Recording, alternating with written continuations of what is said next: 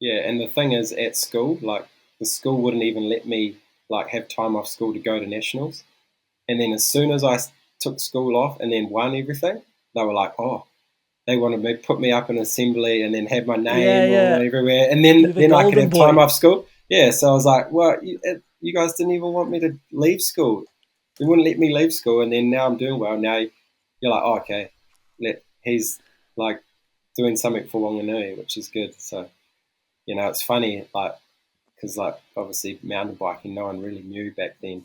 Now it's just like a kind of a mainstream sport here in New Zealand anyway, because we've got well everywhere in the world really. Yeah, Like we're same. pretty lucky now. Like all the schools here in New Zealand have pump tracks pretty much. Like the the younger kids, and that's pretty amazing. So the kids are really lucky for sure. No, they have. It's super growing. Like I was the same as you. I was the weird, in their eyes, BMX kid. And then the national results would come in and then yeah, they'd bring me up in assembly. Now that same school has a high school team that my bike shop sponsors. Like there's Mm, 40, 50 kids that do mountain biking as a sport. They got the jerseys, like they go to races. They've won like the series in the area. I'm like, wow, it has come a long way. It's super super interesting. But I mean, I just am hearing like all the repetition you did. Like, yes, you went over as a youngster, but man, you just lived on your bike and you did all these races. And I know you did like these winter series, and I had summer series that I raced. So I think it just shows someone like if you really want to get good at something, it's about repetition. It's about getting those mm. those reps in. Yeah, for sure. Like yeah, we had our like a club series that I think that's why our generation was is really good. Like Win, Eddie Masters, Brooke McDonald, George Brannigan, Harry Barrett. There was like heaps of us that would come and race our club series here in Wanganui, which is our winter series, and they'd just always be terrible, like clay, slippery, muddy. So like when we got to World Cups, like all us Kiwis, when it was muddy, we'd just love it. I guess it's like the English guys; they're just you're used to it, and you'd see all the other people struggling, and we'd already raced like with skate park tires on our jump bikes. You couldn't even like Eddie Masters would only have one brake, a back brake, and you couldn't even slow down in these sections. We'd have to make like we made like an exit for him at the finish line of one of our club races, so he could go up the hill and like go, so he could go fast through the finish line because he couldn't slow down, otherwise he'd just crash into people.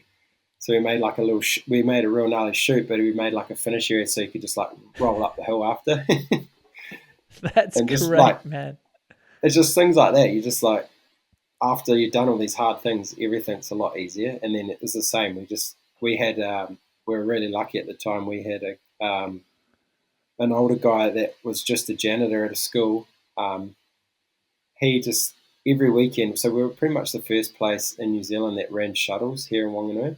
So we had a downhill place when we were younger, and then he'd run every second weekend like a downhill shuttles for us, and we'd just all hang on the back of the truck, and he'd just do laps and whatever weather he'd do it and just love it. And obviously his boy used to like did downhill, but then he kind of stopped, and then he just loved helping us out, so he just kept doing it, and then he'd like organise all the we'd have like 3 or 4 or maybe 5 like winter series races, and then everyone would come from like around the North Island, and I guess that's why we all pushed each other at the time.